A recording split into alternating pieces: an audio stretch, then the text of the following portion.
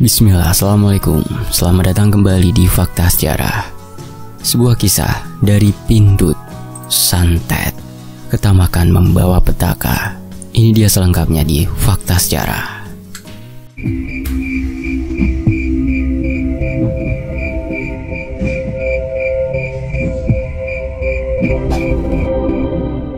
Kring, kring. Sebuah tangan terlihat meraba-raba, berusaha menggapai jam weker yang terus berbunyi dan cumiakan di telinga itu. Sang pemilik tangan pun bangun dari tidurnya. Seorang gadis dengan rambut sebahu menguap sambil mengusap-usap mata, kemudian berjalan sempoyongan menuju ke kamar mandi dan membersihkan diri.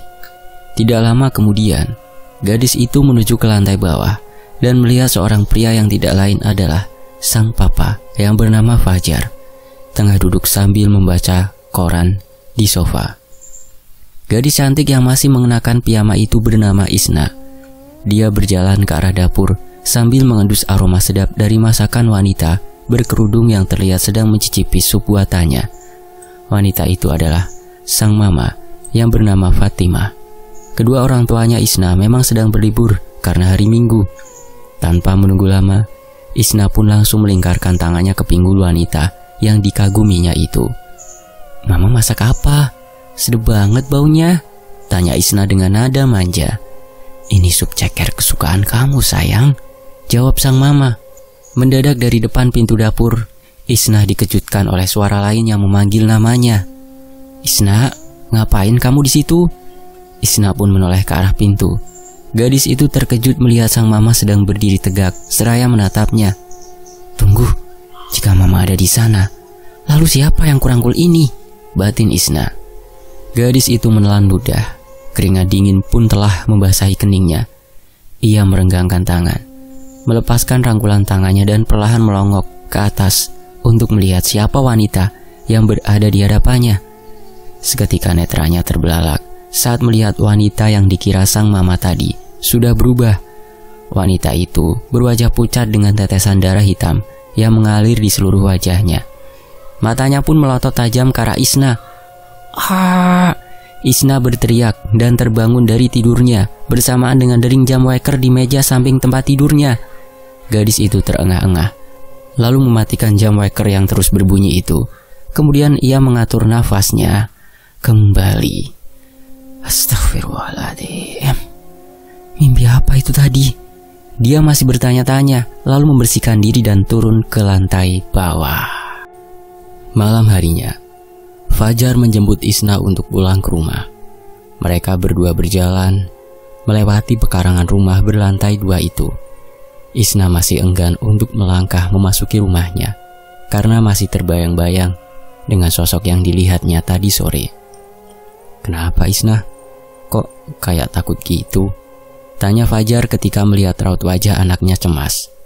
"Gak apa-apa kok, Pak," sahut Isna lirih dan menggandeng tangan sang papa. Fajar yang merasa aneh dengan sikap putrinya itu pun bertanya tentang bagaimana Isna bisa tersandung dan membuat lututnya berdarah. Isna pun menjawab pertanyaan sang papa dan beralasan bahwa PR dari sekolah sudah menumpuk hingga membuatnya gagal fokus saat berjalan. Fajar pun tersenyum kecil mendengar alasan anak gadisnya tersebut. Isna masuk ke rumah dan melihat sekelilingnya dengan teliti. Netranya terhenti di depan jendela tempat sosok mengerikan yang berdiri tadi sore. Namun, rupanya sosok itu sudah lenyap. Akhirnya dia pun bisa menghela nafas dengan lega. "Isna, tadi sudah sholat Isya belum?" tanya Fajar, membuyarkan lamunannya. "Sudah, Pak, di rumah Mbak Lastri tadi," jawabnya. "Terus, sudah makan belum?" Isna teringat ucapan Lastri saat makan malam di rumahnya tadi. "Maaf ya Isna, Mbak cuma bisa masakin mie buat kamu. Zara rewel terus, gak mau lepas dari gendongan." "Isna, kok malah bengong sih?" Perkataan Fajar membuat gadis itu kaget. Udah makan juga, Pak," sahut Isna gelagapan. Dia terpaksa berbohong karena papanya itu pasti akan marah jika mengetahui dirinya hanya makan mie saja tadi. "Ya udah, cepat mandi, terus istirahat ya," seru sang bapak. Isna mengangguk cepat, kemudian bergegas naik ke kamarnya. Dia membuka pintu dengan perlahan, lalu melihat sekeliling dan melihat jendela kamarnya sudah tertutup kembali. Isnah pun lega dan memutuskan untuk mandi, lalu merebahkan tubuhnya yang lelah di atas kasur. Tengah malam yang sunyi, Isnah menggeliat di atas ranjang. Perutnya terasa lapar karena tadi hanya makan mie instan. Gadis itu pun terhuyung-huyung keluar dari kamarnya menuju ke dapur. Tiba di dapur, Isnah melihat sang mama sedang duduk dan meminum segelas air putih. Isnah pun bergegas menuju ke kamar orang tuanya dan melihat sang papa sedang tertidur pulas di atas ranjang sendirian. Barulah Isnah lega dan merasa yakin bahwa wanita yang berada di dapur tadi adalah mamahnya. Isnah pun segera kembali ke dapur dan berkata, "Mah, bisa bikinin aku makanan gak? Laper nih." Sejenak Isnah keheranan karena sang mama bergeming mendengar rengekannya, dan hampir saja dia menjerit ketika merasakan sebuah sentuhan di pundaknya. "Ngapain kamu di sini, sayang?" Suara Fatimah membuat Isnah tersentak dan melihat ke arah wanita yang semula dia kira mamanya. Ternyata wanita itu sudah lenyap entah kemana. Isnah langsung ketakutan dan menangis jadi-jadinya, membuat Fatimah kebingungan melihat tingkah putrinya itu. Setelah keadaan Isnah mulai tenang, Fatimah pun memberikan segelas air minum kepadanya. "Isnah, coba cerita sama mama. Kenapa tiba-tiba nangis gini, sayang?" Sebenarnya gadis itu masih enggan untuk bercerita tentang perihal mimpi buruk dan penampakan sosok misterius yang terus menerornya. Tetapi sang mama terus mendesak, hingga akhirnya Isnah pun menceritakan semuanya. "Mah, beberapa hari ini Isnah diganggu roh jahat. Sosok itu sangat menyeramkan, Mah. Aku takut." Isa gadis itu berambut hitam tersebut. "Astagfirullah, Isnah. Apa kamu sudah meninggalkan sholat?" tanya Fatimah cemas. "Enggak, Mah. Isnah gak pernah ninggalin sholat kok," bantah gadis itu. "Isnah, percaya sama mama. Mereka tidak akan pernah mengganggu orang-orang yang tidak meninggalkan sholat dan beriman teguh. Mungkin itu hanya pikiran Isnah saja. Jangan terlalu dipikirinya, sayang," tutur Fatimah yang membuat Isnah merasa tenang. Percakapan mereka pun berhenti karena perut Isnah berbunyi lumayan nyaring saking laparnya. Gadis itu terkekeh. "Isnah lapar ya?" tanya Fatimah, dan Isnah pun mengangguk cepat. "Ayo kita ke dapur. Mama bikinin makanan, sayang," ujar Fatimah sembari menggandeng anak gadisnya itu. Fatimah memasak makaroni dengan suiran ayam serta sedikit sayuran. Isnah dengan sabar menunggu sang mama memasak hingga selesai. "Nih, makan dulu, sayang." Fatimah menyodorkan semangkuk makaroni. Mata Isnah berkaca-kaca melihat makaroni itu, dan setelah membaca doa, dia pun langsung melahapnya sampai tidak tersisa. "Isnah, minggu ini bisa bantuin mama nggak? Mama mau ngadain arisan bersama ibu-ibu kompleks ini." Iya, Mah, ntar Isnah bantuin," sahutnya sembari mengelus perutnya yang kekenyangan. Anak mama memang baik. Fatimah membelai rambut anak gadisnya itu dan tersenyum puas. Di sisi lain, Isnah sedang menuangkan air ke beberapa gelas dan membawanya ke ruang tamu. "Ini minumannya, Tante, silahkan dinikmati," ujar Isnah dengan sopan kepada ibu-ibu yang sudah berkumpul di rumahnya. "Makasih, Isnah sayang, anak yang baik," puji salah satu wanita yang berambut ikal seraya mengusap rambut Isnah. Isnah tersenyum manis dan bergegas kembali ke dapur. "Oh iya, dengar-dengar Mbak Dia sama Mbak Tari buka restoran juga ya?" ujar Fatimah membuka obrolan. "Iya, kami juga ingin sukses seperti Mbak Fatimah loh." "Iya enggak, Mbak Dia?" seru Tari seraya meneguk minumannya. "Iya, doain kami berdua supaya sukses juga ya," timpal dia. "Pasti Mbak, yang penting jangan mudah menyerah ya. Ayo silahkan dinikmati ini makanannya. Ini buatan saya sendiri loh." Fatimah meletakkan beberapa piring yang berisi pastel, lemper, klepon, putu ayu, risoles, dan beberapa makanan lainnya. "Wah, sepertinya enak nih," sahut Tari seraya mencicipi kudapan itu. "Rumah Mbak Fatimah luas juga ya. Boleh nggak kita melihat-lihat?" tanya salah seorang wanita di sana. "Oh, boleh saja Mbak, mari saya antar berkeliling," sahut Fatimah ramah dan beranjak untuk mengantarkan ibu-ibu arisan itu untuk berkeliling di sekitar rumahnya yang memang lumayan luas itu. Suatu malam, di saat semua penghuni rumah sudah tertidur lelap, Isna kembali bermimpi buruk tentang kedua orang tuanya. Tubuhnya berkeringat dan dia terus mengigau, memanggil nama papa dan mamanya. Sesaat kemudian, dia terbangun dan mengatur nafasnya yang terengah-engah. Astagfirullah, mimpi apa itu tadi? Gumamnya merasa heran.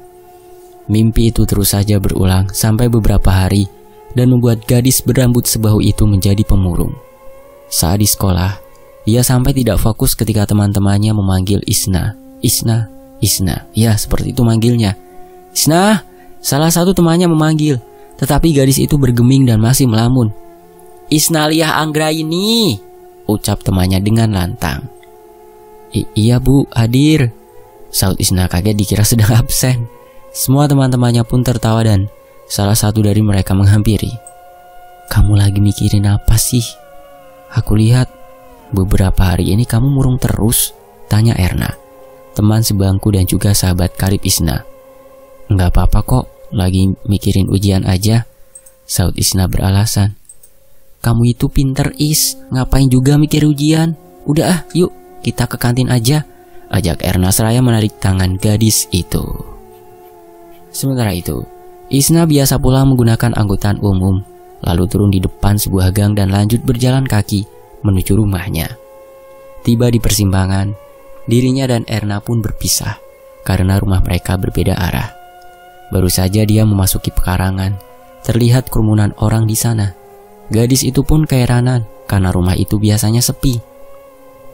Isna bergegas masuk dan bertanya pada sang papa yang terlihat tengah berdiri di ruang tamu. "Pah, ada apa ini?" "Oh, kamu sudah pulang Isna?" Bukan menjawab tetapi sang ayah malah bertanya balik. Raut wajah sang papa yang terlihat khawatir semakin membuat Isna penasaran. "Mama tadi terkena tumpahan minyak panas saat di restoran. Jadi langsung Mas bawa ke rumah sakit." Jelas Prima, kakak kandung Isna yang juga suami Lastri. "Apa? Terus Mama sekarang di mana?" Isna mulai panik. "Mamamu lagi istirahat di kamar," saut Fajar, sang papa. Tanpa melepaskan tas sekolah yang digendongnya, Isna langsung bergegas menuju kamar sang mama. Gadis itu tertegun melihat sang mama terbaring di ranjang dengan kaki dan tangan yang tampak dibalut perban. "Mama," isak Isna membangunkan wanita yang sedang beristirahat itu. "Oh, Isna sudah pulang? Loh, kok malah nangis?" "Udah, malu dilihat Balastri nanti," ujarnya menenangkan gadis itu. "Kok bisa kena minyak gini, Ma?" Isna mengusap air matanya. "Yang namanya musibah, kita gak akan pernah tahu sayang. Udah jangan sedih, nanti beberapa hari ke depan pasti sudah sembuh," ujar wanita itu. Isna mengangguk dan memeluk Fatimah. Malam itu, terlihat beberapa orang sedang menikmati makan malam. Prima dan Lastri istrinya juga ada di sana. Anak pertama Fatimah itu masih tidak tega meninggalkan sang mama yang sedang sakit dan memutuskan untuk menginap sementara di rumah itu. Setelah selesai makan, Lastri mencuci piring-piring yang kotor, sedangkan Isna bertugas membuang sampah di belakang rumah. Gadis itu berjalan dengan membawa sekantong plastik sampah. Tangannya membuka pintu belakang rumah yang menghubungkan dengan lahan kosong tempat biasa dia membuang sampah.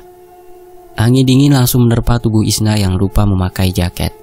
Dia pun segera melemparkan plastik tersebut pada lubang yang sudah dibuat oleh para warga. Kresek, kresek, kresek. Isna tersentak kaget mendengar suara itu dan berjalan mundur beberapa langkah. Namun, suara itu semakin terdengar jelas. Pandangan Isna mengedar ke segala penjuru mencari-cari asal suara tadi. Pandangannya terhenti pada sebuah benda putih yang menggantung pada pohon jambu milik tetangganya. Isna mengusap-usap matanya beberapa kali agar bisa melihat benda putih tersebut. Saat tengah fokus dengan benda putih menggantung itu, tiba-tiba saja pundaknya dikagetkan oleh sentuhan tangan. "Astagfirullahaladzim, kaget aku Mbak." "Ngapain kamu? Ayo masuk, di luar dingin tahu," seru Lastri. Iya Mbak," saut Isna lalu berjalan mengikuti wanita itu masuk ke rumah. Setelah Fatimah jatuh sakit, Fajar kewalahan bekerja mengurusi restoran sendirian. Dia pun mempekerjakan 2 orang pegawai untuk membantunya. Sedangkan Isna bertugas menjaga sang mama usai pulang sekolah. Kini, gadis itu bahkan sudah pandai memasak menggantikan tugas sang mama. Isna terlihat sedang menyuapi mamahnya yang sudah tidak bisa pergi kemana-mana karena tangan dan kakinya membengkak. Dokter sudah mengatakan bahwa Fatimah akan segera sembuh. Namun, entah kenapa, bengkak itu malah semakin membesar dan terlihat mengeluarkan nanah yang berbau busuk. "Maaf ya sayang, Mama nyusahin kamu," ujar Fatimah seraya menelan bubur buatan Isna. "Mama ini ngomong apa sih? Dulu waktu Isna masih bayi, memangnya nggak nyusahin Mama?" Canda Isna yang membuat Fatimah tersenyum kecil. Setiap hari, Isna selalu membersihkan tubuh wanita yang telah melahirkannya itu dengan handuk kecil dan air hangat. Isna tidak terlihat jijik sama sekali ketika membersihkan nanah yang terus mengalir di tangan dan kaki sang mama. Hatinya terenyuh saat membantu mamahnya mengganti baju. Gadis itu setengah mati menahan tangis di depan mamanya dan bergegas keluar saat tidak bisa lagi membendung air matanya. Dia pun menangis terseduh-seduh di dapur karena merasa iba pada sang mama yang menderita penyakit tidak jelas itu. Isna berusaha tegar karena hanya dirinya saja yang bisa mengurus sang mama. Prima, sang kakak, mendapat tugas untuk bekerja di luar Jawa dan memutuskan untuk memboyong Lastri, juga Zara, terus serta karena dirinya diharuskan tinggal di kantor itu selama 2 tahun. Sebenarnya Prima bimbang menerima tugas itu karena itu berarti dirinya tidak bisa turut merawat sang mama yang tengah terbaring sakit. Bahkan Prima sempat ingin mengundurkan diri. Namun Fajar meyakinkan putra sulungnya itu untuk tetap menerima tugas dan tidak perlu mengkhawatirkan mamanya. Jadilah hanya Isna dan sang papa saja yang mengurusi Fatimah juga restoran mereka. Seminggu setelah keberangkatan Prima, Fajar malah tertimpa kemalangan usai mempekerjakan pegawai baru. Uang hasil penjualan selama beberapa bulan raib dicuri oleh pegawai baru itu. Fajar bingung harus berbuat apa. Dia juga sudah melaporkan kejadian itu dan pihak berwajib masih mencari kedua orang pelaku. Entah kenapa, semakin hari keadaan keluarga Isna semakin memburuk. Kemalangan demi kemalangan terus menimpa keluarga itu. "Kenapa kita mendapatkan musibah terus-menerus seperti ini ya, Mah?" keluh pria berkumis tipis itu seraya menatap istrinya yang terduduk di ranjang. "Istighfar, Pak. Semua ini ujian dari Allah. Kita harus tetap tabah ya," tutur Fatimah memberikan semangat. "Bagaimana kita harus membiayai kuliah Isna, Mah? Tabungan papa sudah habis untuk membiayai pengobatan mama," keluh Fajar sambil memijat kepalanya sendiri. "Sabar, Pak. Pasti akan ada jalan. Kita pikirkan nanti setelah Isna lulus ya," sahut istrinya. Tanpa sengaja Isna mendengar percakapan itu dan benar-benar terpukul. Dia tidak ingin menyusahkan dan menjadi beban untuk kedua orang tuanya itu. Isna pun memutuskan untuk tidak kuliah dan langsung bekerja di restoran bersama papahnya usai lulus sekolah. "Kamu yakin itu keputusan yang tepat? Kenapa kamu gak mau kuliah, Isna?" Fajar mempertanyakan keputusan anak gadisnya itu. "Isna mau kerja ngumpulin uang yang banyak biar bisa bayarin pengobatan mama," sahut gadis yang kini genap berusia 18 tahun itu. "Maafin papa ya sayang, karena sudah menghancurkan impianmu." Fajar langsung memeluk putrinya itu. "Iya Pak, Isna ngerti kok," sahut Isna menahan tangis. Tekadnya sudah bulat untuk bekerja keras dan memberi pengobatan maksimal bagi sang mama agar segera sembuh. Di sisi lain, suatu hari restoran mereka dipenuhi pengunjung. Fajar dan Isna hampir kewalahan melayani para pengunjung itu. Saat mereka tengah sibuk, salah satu pengunjung menggebrak meja dan berteriak, "Makanan apa ini? Bagaimana bisa ada belatung di piringku?"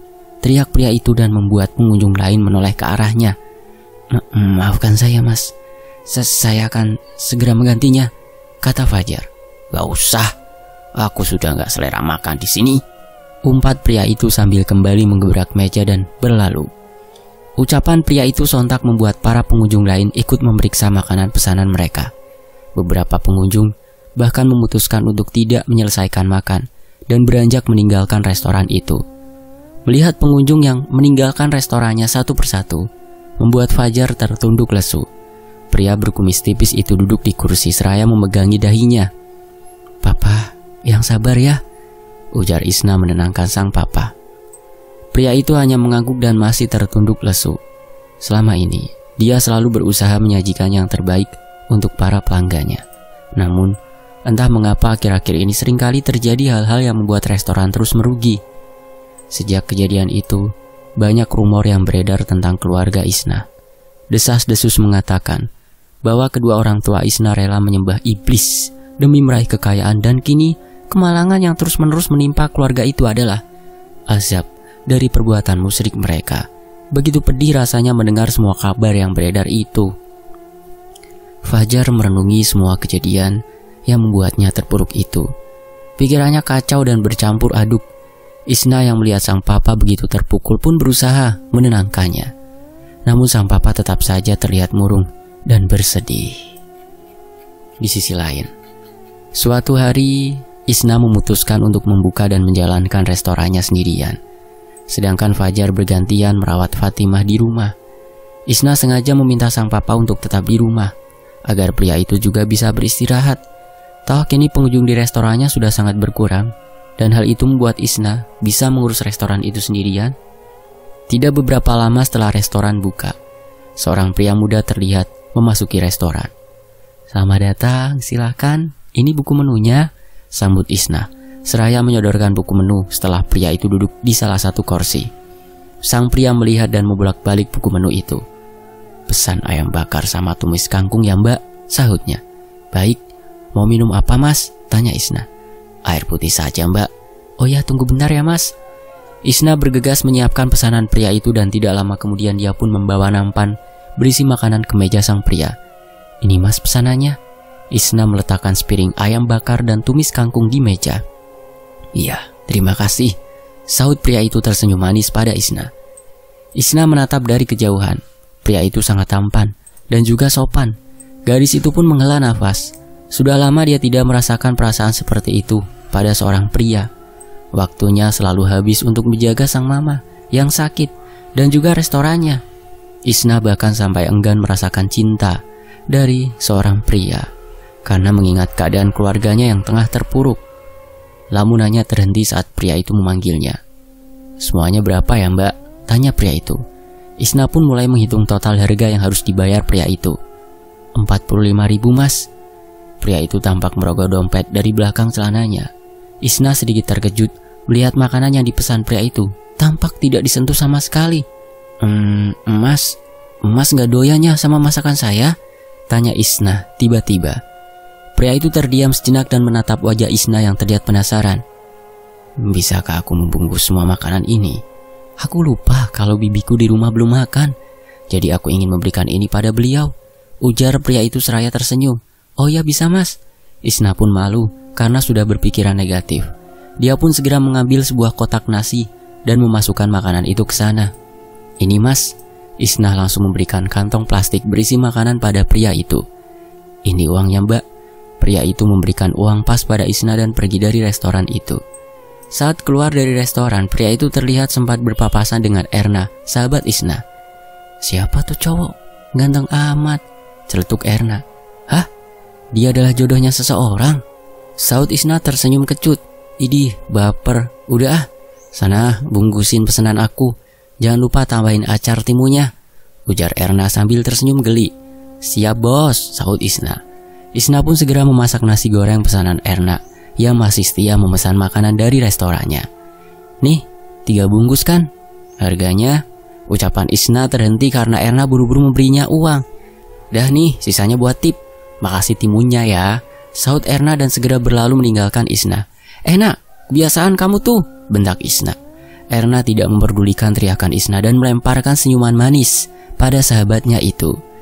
Isna menggeleng melihat kelakuan sang sahabat yang terus setia mendukungnya. Gadis itu pun menatap uang yang diberikan Erna kepadanya. Tidak terasa air mata menetes karena dia terharu dengan sikap Erna yang tidak meninggalkannya. Meski saat ini Isna tengah dalam keadaan terpuruk, Erna adalah sahabat sejati karena tidak terpengaruh dengan kabar buruk yang beredar dan tetap mempertahankan persahabatannya dengan Isna. Di sisi lain, pria yang membungkus makanan pesanannya dari restoran Isna tadi sedang berjalan menuju ke sebuah tempat sampah di pinggir jalan. Dia pun membuang bungkusan itu karena ternyata makanan itu sudah dipenuhi oleh belatung dan pria itu bisa melihatnya. Kenapa bisa restoran sebagus itu semua makanannya penuh belatung? Aneh, gumam pria itu sembari terus berjalan. Di sisi lain, suatu malam setelah selesai bekerja, Isnah berjalan pulang sendirian. Saat itu, dia merasa seperti diikuti oleh seseorang. Namun saat Isnah membalikan badan, tidak terlihat siapapun di belakangnya. Tiba-tiba saja bulu kuduknya berdiri dan dia pun mempercepat langkah. Beberapa langkah kemudian, Isnah dikejutkan dengan sebuah sentuhan di pundaknya. Astagfirullah, pekik Isnah kaget. Maaf kalau aku ngagetin kamu, saut pria yang beberapa hari lalu membeli nasi di restorannya. Isnah masih mengingat pria tampan itu. Aku kira siapa, ujar Isnah sembari mengelus dada, berusaha mengatur nafasnya kembali. Namaku Putra, nama kamu siapa? Tanya pria itu seraya menjulurkan tangan. Namaku Isnah. Maaf ya, bukan mahram, tolak Isnah sambil mengatupkan kedua tangannya di dada. Putra tersenyum kecil dan merasa salut dengan pendirian gadis cantik yang ada di hadapannya itu. Apa rumah kamu di dekat sini? Tanya Putra lagi. Iya, di depan situ mas. Berarti deket dong.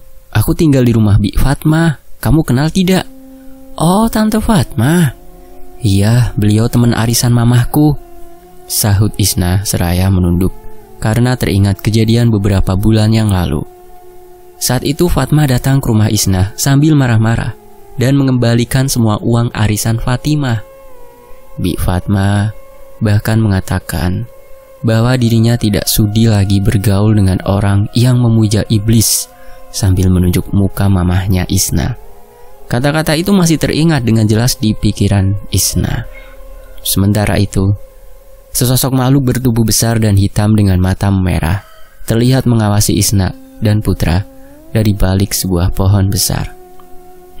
Putra yang memiliki kemampuan melihat makhluk astral itu pun segera mengambil beberapa kerikil lalu membaca doa. Setelah itu, dilemparkannya kerikil tadi ke arah makhluk yang sedang menatapnya itu. Seketika makhluk itu pergi dan menghilang. Isnah tersentak mendengar suara di semak-semak. Apa itu? Ucapnya melirik ke sumber suara. Bukan apa-apa kok. Ayo pulang, keburu malam nih, ajak Putra. Mereka pun berjalan berdua dan melewati beberapa rumah yang penghuninya sudah terlelap. Tidak ada pembicaraan berarti, karena mungkin mereka masih canggung. Namun, ada rasa yang tidak biasa di hati Putra. Pria itu merasa bahwa gadis yang tengah berjalan bersamanya itu sedang menanggung beban hidup yang sulit untuk dijelaskan. Setelah hampir setengah jam berjalan, mereka pun tiba di tempat tujuan. Kamu tinggal di sini? Tanya Putra yang disambut anggukan kepala oleh Isnah. Aku belum pernah lihat Mas di sini. Apa Mas bukan dari desa sini? Iya, aku memang datang dari kota dan berencana kuliah di sini. Oh gitu ya, ya udah aku masuk dulu ya, ujar Isnah berpamitan seraya berjalan memasuki rumahnya. Putra masih memandangi gadis berambut sebahu itu hingga punggungnya tidak lagi terlihat. Saat Isnah membuka pintu rumahnya, Putra melihat sesosok wanita berbaju putih dan berambut panjang sudah berdiri tepat di pintu masuk itu. Hah? Aneh. Kenapa cewek itu dikelilingi banyak arwah? Gumam Putra yang masih mematung di depan rumah berlantai 2 itu.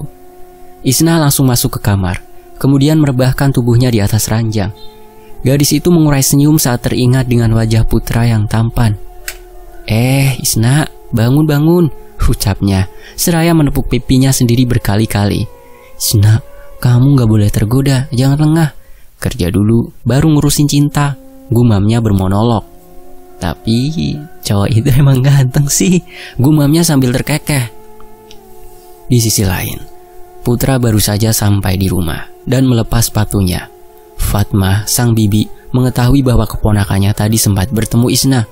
Putra, dengerin bibi, kamu jangan bergaul sama itu cewek ya, ingat itu, perintah Fatmah sinis. Maksud bibi, si Isna? Iya, kamu gak tahu apa yang dibilang semua orang tentang keluarga mereka. Memangnya ada apa, Bi? Mereka itu keluarga pemuja iblis. Ibunya aja sampai sakit berbulan-bulan gak sembuh-sembuh. Dokter manapun sudah angkat tangan. Pasti itu azab mereka karena laknat sama Allah. Cetus Fatmah. Astaghfirullah, Bi. Itu suudzon namanya. Memangnya bibi tahu dari mana? Bantah Putra. Banyak yang bilang kok, bukan cuma bibi seorang. Udah, ayo masuk. Udah larut ini, pinta Fatmah dan meninggalkan keponakannya itu. Putra masih belum bisa memejamkan matanya dan terus merasa gelisah di dalam kamarnya. Pria itu masih mengingat-ingat perkataan bibinya. Suatu hari di musola, sudah waktunya sholat maghrib. Putra tidak sengaja melihat Isna juga sedang menunaikan ibadah. Gadis itu begitu khusyuk bersujud di atas sejadah. Hati Putra pun goyah. Dia mulai meragukan peringatan bibinya beberapa waktu lalu. Mana ada pemuja iblis masuknya ke masjid dan masih terus menunaikan sholat juga? Pasti ada yang gak beres, gumam Putra, yang memang dikaruniai kelebihan dari Sang Maha Kuasa. Tetapi dia tidak pernah menyombongkan kelebihannya itu. Jikapun ada orang yang membutuhkan bantuan, barulah dia datang untuk membantu. Kini hatinya justru semakin tergerak untuk membantu Isna. Pada suatu malam, Putra sengaja datang berkunjung ke rumah Isna saat gadis itu pulang bekerja. Assalamualaikum, sapa Putra. Waalaikumsalam. Mas Putra, ngapain malam-malam kesini? Tanya Isna yang saat itu di ruang tamu menghitung penghasilan. Boleh kita bicara di dalam? Pinta Putra. Oh baik, silahkan masuk mas, ujar Isna mempersilahkan pria itu untuk masuk. Baru saja Putra melangkahkan kaki, angin dingin sudah menerpa tubuh pria tampan itu. Putra merasakan aura yang sangat jahat mengelilingi rumah berlantai 2 itu. Entah apa penyebabnya. Netranya memandang sekeliling rumah itu dan melihat sesosok wanita berdiri tegak di samping televisi ruang tamu. Putra pun sempat mematung sesaat. Mas, ayo duduk. Kok malah bengong? Ujar Isna mengagetkannya. Iya. Putra langsung duduk di sofa. Beberapa saat kemudian, seorang pria datang menemui mereka. Siapa ini? Tanya Fajar yang belum pernah melihat Putra sebelumnya. Saya Putra om, keponakan Bi Fatmah yang tinggal di seberang situ. Oh gitu. Ada perlu apa kesini? Tanya Fajar lagi. Percakapan mereka terhenti karena Isna datang sambil membawa nampan. Ini diminum dulu mas. Isna menyodorkan segelas teh hangat untuk Putra. Kalian sudah saling kenal ya? Atau jangan-jangan dia pacar kamu Isna? Ucap Fajar tiba-tiba. Mendengar perkataan Fajar, pria yang baru saja meneguk teh buatan Isna itu pun langsung tersedak. Papa ini ngomong apa sih? Kita ini baru ketemu kemarin di restoran. Papa ini. Sela Isna seraya menunduk malu. Maaf ya, om gak tahu. Soalnya selama ini anak gadis om ini belum pernah didatangi lelaki. Sahut Fajar seraya menatap Putra yang sibuk mengelap tumpahan air teh di kemejanya. Iya om, enggak apa-apa, ujar Putra ikut malu mendengar perkataan Fajar, seolah memberikan sinyal bahwa Isna masih single. Mereka pun diam sejenak. Lalu, ada perlu apa kamu kesini? Tanya Fajar memecah keheningan. Oh iya, sampai lupa. Bolehkah saya menengok mamanya Isna om? Katanya beliau sedang sakit. Putra pun mengutarakan niatnya. Isna dan Fajar saling berpandangan. Raut wajah mereka menyiratkan kebingungan mendengar ucapan pria yang baru mereka kenal itu. Jika Allah mengizinkan, mungkin saya bisa sedikit membantu meringankan penyakit beliau. Itu pun kalau kalian percaya kepada saya. Tutur Putra seraya memandang ke mereka berdua. Benarkah kamu bisa membantu istri om? Insya Allah om, saya akan mencobanya. Wajah Fajar dan Isna berseri-seri. Selama ini mereka sudah berputus asa karena tidak ada lagi yang mau membantu mengobati Fatimah. Saat ini Fajar dan Isna sangat berharap bahwa Putra adalah orang yang dikirimkan Allah sebagai jawaban atas doa-doa mereka selama ini. Mari mas, aku anterin ke kamar mama, ujar Isna bersemangat dan dijawab anggukan oleh Putra. Fajar bersama Putra dan Isnah pun tiba di depan kamar Fatimah. Tampak keraguan pada raut Fajar. Sesaat sebelum dia membuka pintu kamar itu, cekrek, kring. Pintu pun terbuka dan seketika mata Putra terbelalak melihat hal ganjil di hadapannya. Astagfirullahaladzim. Pekik Putra yang kaget melihat sesosok wanita duduk di samping ranjang Fatimah. Rambut wanita itu acak-acakan dan mukanya hitam pekat. Bola matanya terlihat melotot dan seperti mau keluar. Sosok itu bergeming dan hanya menatap ke arah Fatimah dengan tatapan tajam. "Ada apa, Mas?" tanya Isnah yang keheranan dengan sikap Putra. "Iya, kenapa, Nak? Kok kaget gitu?" Fajar ikut bertanya sambil melangkah masuk, tetapi Putra menghalanginya. "Om sama Isnah jangan masuk dulu," sahut Putra yang masih menatap ke sosok yang masih menatap tajam ke arah Fatimah itu. "Sebenarnya ada apa sih?" sahut Isnah seraya memutar bola matanya berkeliling ke seluruh kamar. Namun dalam penglihatannya tidak ada yang aneh. "Isnah, kamu punya sapu lidi nggak?" tanya Putra. "Punya, kenapa emangnya?" "Bisa tolong ambilkan beberapa lidi yang masih bersih?" "Ya udah, tunggu bentar." Isnah pun bergegas pergi ke kamarnya dan mengambil sapu lidi yang biasa digunakannya untuk membersihkan kasur. Kemudian segera kembali ke kamar sang mama. "Ini, Mas." Isnah pun memberikan sapu lidi itu pada Putra. Putra menerima sapu lidi itu lalu membaca doa. Setelah itu dia melangkah perlahan menuju ke depan ranjang milik Fatimah yang terlihat terbaring lemas di sana. Tanpa menunggu lama, Putra pun langsung memukul-mukul ranjang itu beberapa kali menggunakan sapu lidi tadi. Sosok wanita yang berwajah hitam itu seperti terkejut, lalu menatap Putra sambil mendesis marah. Ia pun menyeringai dan memperlihatkan giginya yang bertaring.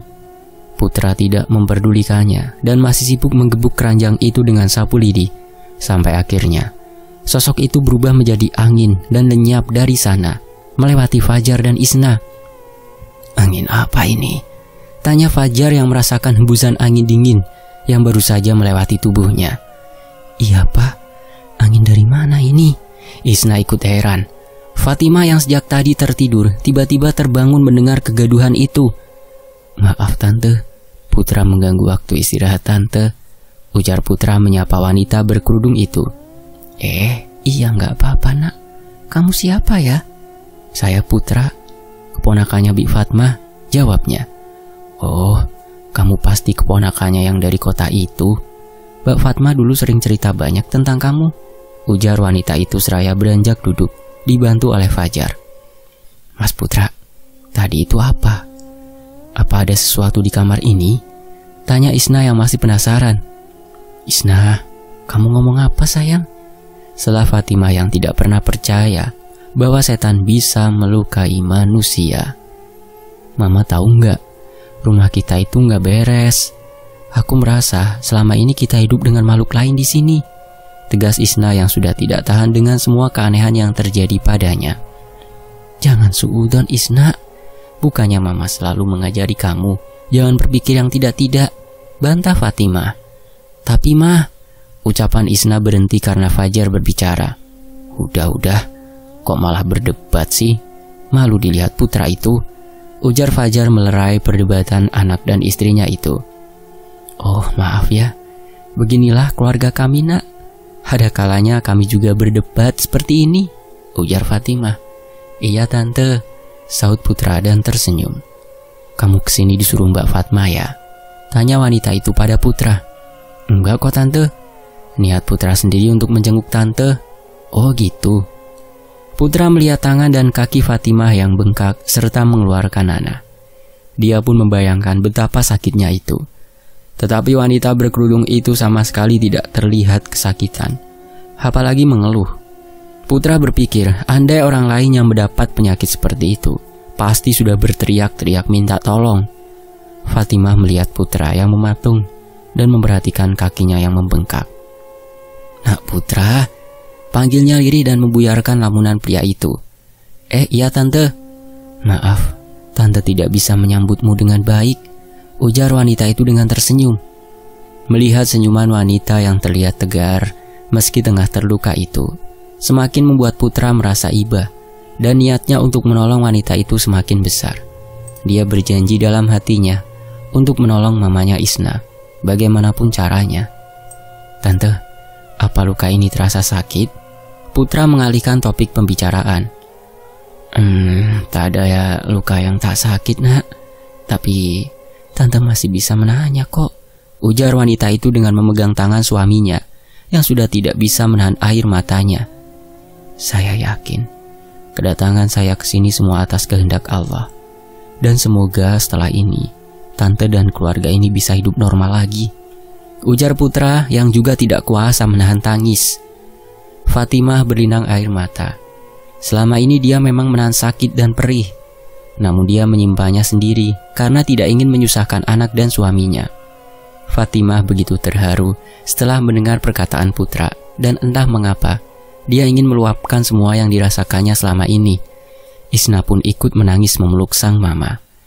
"Terima kasih ya, nak. Tante merasa sedikit lega sekarang. Walau tante sakit seperti ini, tante gak mau merepotkan Isna dan suami tante," ucap wanita itu memeluk Fajar dan Isna yang sudah berlinang air mata. "Mama yang sabar ya," ucap Isna padanya. Fatimah pun mengangguk. "Baiklah kalau begitu, saya akan mencoba mengurangi rasa sakit yang tante derita," ujar Putra membuat mereka semua tercengang. "Benarkah itu, nak?" tanya Fatimah tidak percaya. Putra pun hanya mengangguk. "Isna, bisa tolong ambilkan segelas air putih?" pinta Putra. "Iya bisa, bentar ya mas," ujar Isna dan bergegas mengambil segelas air putih lalu memberikannya pada Putra.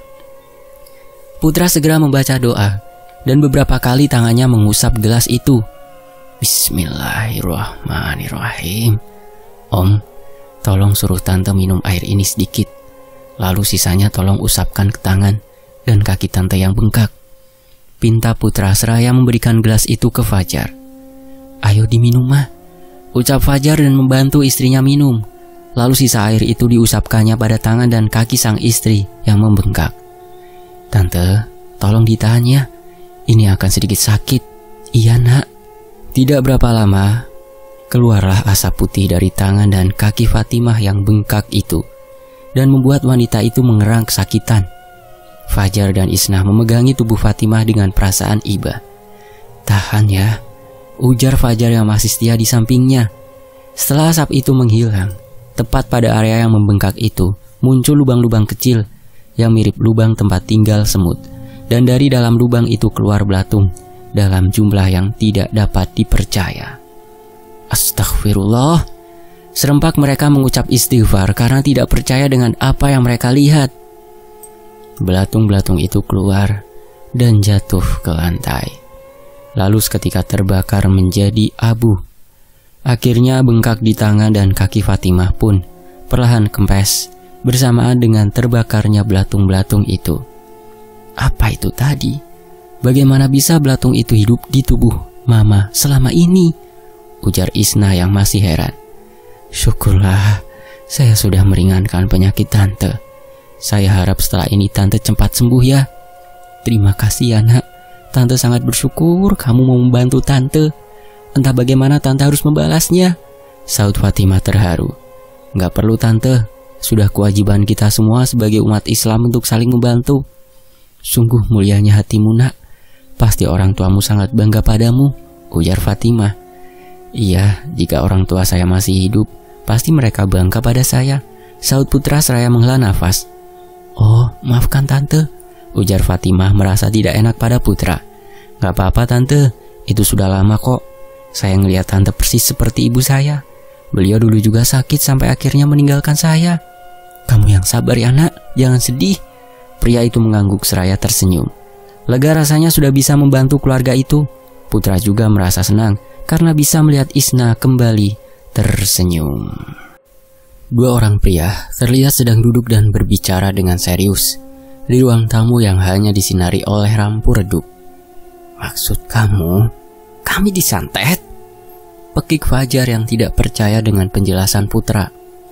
Tadinya saya sempat percaya dengan apa yang dibilang orang-orang di sekitar sini. Tapi setelah saya bertemu Isna, Om dan juga Tante, saya baru sadar bahwa kalian bukan orang seperti itu, tutur Putra. Lalu, siapa orang yang tega melakukan itu pada keluarga kami? Selama ini kami selalu berusaha berbuat baik pada siapapun, lirih pria itu. Om yang tenang ya. Pada saatnya nanti orang itu akan menampakkan dirinya sendiri. Sekarang yang penting, Om jangan dendam dan ganti membalas perbuatan orang itu. Jangan ya Om. Iya nak Putra, Om tidak pernah punya pikiran seperti itu. Andai Om mau, sudah Om balas perlakuan mereka yang sudah menggunjing keluarga Om di luar sana. Tapi, istri Om selalu melarang dan menasehati untuk tidak mendendam pada siapapun. Biarlah Allah yang membalas mereka, ucap pria itu dengan tegas. Perbincangan mereka terhenti karena Isna datang. Kalau gitu saya pamit ya Om, ini sudah larut malam, ujar Putra berpamitan. Iya, terima kasih ya nak, ujar Fajar dan menyalami Putra. Iya Om, sahutnya mengangguk. Ayo aku antar, sahut Isna dan mengantar pria itu keluar rumah. Mereka berdua berjalan melewati pekarangan rumah. Terima kasih karena sudah menolong mamaku Mas. Entah bagaimana aku harus membalasnya, ujar Isna. Suatu hari nanti, aku akan meminta balasannya, celetuk Putra dan tersenyum. Maksud Mas? Isna tampak bingung. Udah malam, cepet masuk. Jangan lupa sebelum tidur baca surat Al-Ikhlas 3 kali ya, biar kamu gak diganggu roh halus dan juga biar mimpiin aku, ucap Putra genit sambil berlalu pergi meninggalkan Isna yang kebingungan mendengar ucapan pria tampan itu. Dasar genit, gadis itu pun tersenyum dan menatap pria itu sebelum kembali masuk ke rumah. Putra berjalan menyusuri pepohonan di pinggir jalan dan tersenyum sendiri mengingat perkataannya pada Isna tadi. Aduh, kok jadi baper ya? Gumamnya seraya meringis. Senyumnya langsung terhenti saat Putra merasakan kehadiran bayangan hitam yang bersembunyi di balik sebuah pohon. Bayangan itu semakin jelas terlihat tinggi besar, mirip genderuwo, dan terus menatap Putra dari kejauhan. Jika kamu berani mendekatiku, aku akan memusnahkanmu, ucap Putra dengan lantang. Sosok itu pun mendesis seperti ular dan meraung. Tiba-tiba saja, sosok itu sudah berada di hadapan Putra dan mencekiknya tanpa ampun. A'udzubillahi minasyaitonirrajim. Bismillahirrahmanirrahim, ucap Putra seraya membaca beberapa doa, membuat tangan genderuwo itu seperti kepanasan dan terbakar. Sosok itu mundur beberapa langkah dan sorot matanya yang merah menatap Putra dengan penuh kebencian. Kembalilah pada tuanmu, sampaikan pesanku. Aku tidak takut padanya. Jika tuanmu itu macam-macam dengan keluarga Isna, aku yang akan menghadapinya, ucap Putra dengan lantang. Sosok itu akhirnya pergi dari hadapan Putra. Alhamdulillah, kata Putra lega dan kembali melangkah pulang. Keesokan harinya, Isna yang baru saja kembali dari pasar terlihat membawa tas belanjaan. Langkahnya sedikit tertatih, melewati rumah Fatma dan masuk ke gang kecil yang mengarah ke rumahnya. Bi, Putra pergi dulu ya. Udah telat nih, ada kelas pagi Bi, ujar Putra bergegas memakai sepatu dan keluar dari rumah itu. Tapi kamu udah sarapan belum Putra? Teriak Fatma yang masih memegang serok penggorengan karena sedang menggoreng kerupuk di dapur. Ntar aku beli sarapan aja di kantin Bi. Assalamualaikum. Waalaikumsalam, sahut Fatma menggeleng melihat kelakuan keponakannya. Isna mendengar percakapan mereka saat tanpa sengaja berpapasan dengan Putra yang keluar rumah.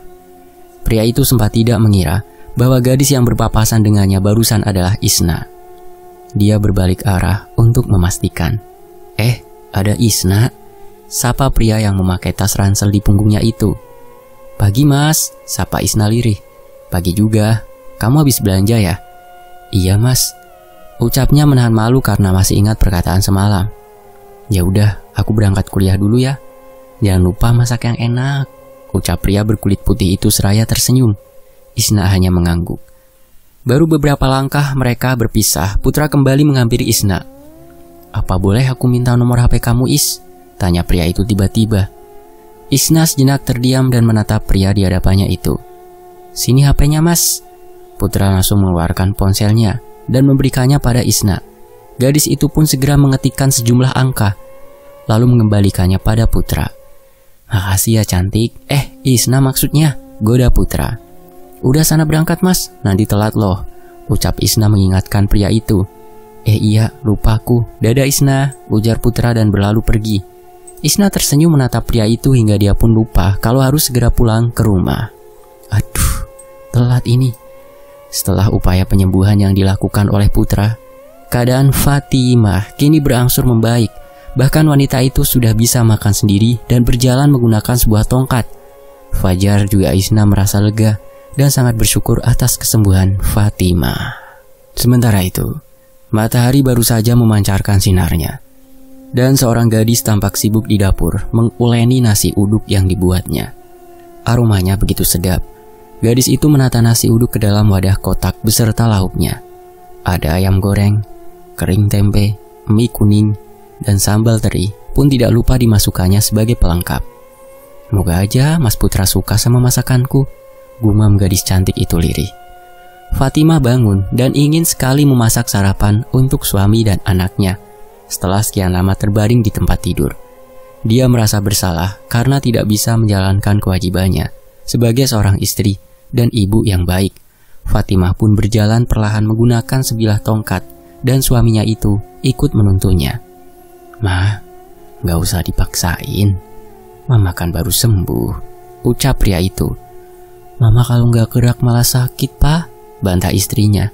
"Ya udah, pelan-pelan jalannya, Ma." Sesampainya di dapur, Fajar dan Fatimah dikagetkan dengan penampakan dapur yang berantakan. Berbagai peralatan dapur terlihat berserakan di mana-mana. "Astaghfirullahaladzim, ada apa ini?" tanya Fatimah kebingungan. Isna yang menyadari kedua orang tuanya sudah bangun pun bergegas menghampiri mereka. "Pagi Mama, Papa," sapanya dengan senyuman lebar tanpa merasa berdosa sama sekali.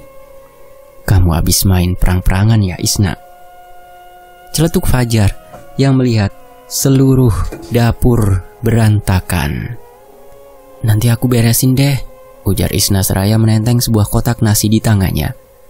"Buat siapa nasi itu nak?" tanya Fatimah yang melihat kotak nasi itu. Ini buat Mas Putra mah," ucap Isna seraya merunduk menahan malu. "Aduh, Papa tereliminasi nih. Anak Papa udah punya pria lain," ledek Fajar. Papa?" rengek Isna menahan malu.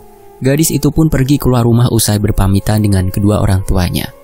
Dia sengaja menunggu di gang kecil yang sering dilalui Putra saat hendak berangkat kuliah. Tidak lama kemudian, pria yang dikaguminya pun terlihat berjalan menyusuri gang. Putra yang melihat Isna pun segera berjalan mendekatinya. Isna menatap Putra penuh kekaguman. Gadis itu merasa hari ini pria itu terlihat lebih tampan, mengenakan kemeja berwarna putih serta kaos dalam berwarna hitam. Isna berdiri mematung dan terus menatap Putra hingga tidak sadar bahwa pria itu pun menatapnya sedari tadi. Putra langsung melemparkan senyuman lebar seraya mendekati gadis itu. Ada Isna?" saut Putra yang melihat gadis itu berdiri di pinggir jalan dan terlihat seperti tengah menunggu seseorang. "Pagi Mas," sapa gadis cantik itu sembari tersenyum. "Isna ngapain di sini?" "Ini buat Mas," ujar Isna seraya menyodorkan kotak nasi buatannya. "Berapa harganya?" tanya Putra yang sedikit terkejut dan mengira bahwa kotak nasi itu adalah tester makanan terbaru jualan Isna. Ini gratis kok Mas. Anggap saja sebagai rasa terima kasih karena Mas Putra sudah menolong mamahku," jelas Isna. "Makasih ya, tahu aja kalau aku lagi butuh sarapan," ujar pria itu tersenyum manis pada Isna dan menerima kotak nasi itu. "Ya udah Mas, cepat berangkat, ntar telat loh." "Iya deh, dadah Isna." "Dadah Mas Putra." Putra pergi dengan membawa kotak nasi yang diberikan Isna. Gadis itu tersenyum puas, lalu berjalan kembali menuju ke rumah. Saat sampai di depan rumah, sebuah pesan dari Putra masuk di ponselnya. "Makasih ya cantik, sudah dibuatkan sarapan. Kupastikan akan menghabiskan semua makanan ini." "Iya Mas, pelan-pelan aja makannya. Jangan lupa baca basmalah, ntar keselok loh," ejek Isna membalas Putra. Pria itu mengirim gambar emotikon meringis. dan Isna pun ikut tertawa kecil. Tanpa disadari oleh gadis itu, kedua orang tuanya mengawasi dari dalam rumah.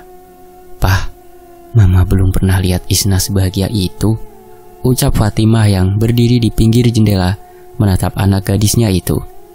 "Iya Mah, anak kita sudah dewasa sekarang," sahut Fajar. "Pah, gimana kalau kita mengundang Putra untuk makan malam di sini? Mama mau mengenal dia lebih jauh, juga sebagai ungkapan terima kasih karena dia sudah membantu meringankan penyakit Mama," usul wanita itu. "Tapi, apa Mama sanggup masak segitu banyak?" bantah suaminya. "Kan Mama punya asisten, Pah," ucap Fatimah dan melirik ke Isna. "Ah, dasar Mama ini. Ya udah, nanti Papa yang undang Putra untuk makan malam di sini," sahut Fajar dan Fatimah pun mengangguk. Di sisi lain, tiba di kampus, Putra membuka kotak nasi yang diberikan Isna. Perutnya langsung berbunyi saat melihat nasi uduk dan ayam goreng yang terlihat menggiurkan itu. Putra pun langsung memakannya dengan lahap. Sudah cantik, solehah, pintar masak lagi, cewek idaman, gumam Putra sambil terus menikmati nasi uduk buatan gadis yang dikaguminya itu. Tengah asyik mengunyah, Putra dikagetkan oleh temennya. "Wah, makan gak ngundang-ngundang, serakah kamu ya?" ucap pria bertubuh tinggi yang biasa dipanggil Bobby itu. Putra pun tersedak dan terbatuk mendengar ucapan Bobby. "Nah, azab tuh. Jadi orang itu harus selalu berbagi.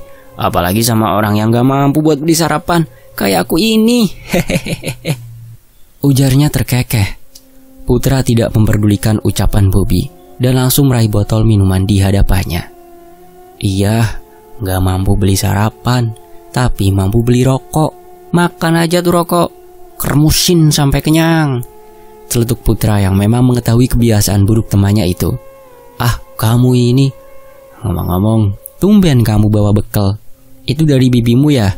tanya Bobby dengan air liur yang sudah mau keluar karena melihat nasi uduk yang sangat lezat itu. "Bukan, ini dari seseorang." "Wah, lancar banget kamu.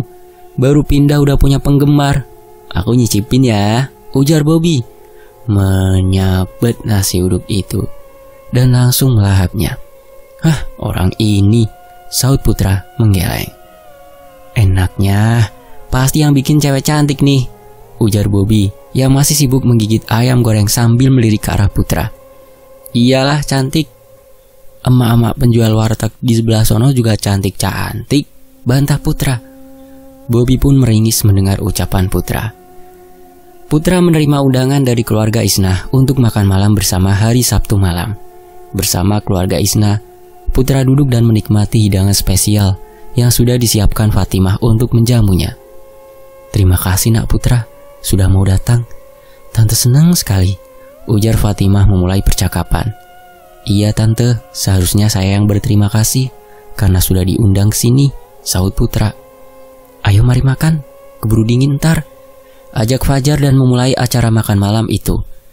Mereka pun berdoa bersama dan menikmati hidangan hasil masakan Fatimah.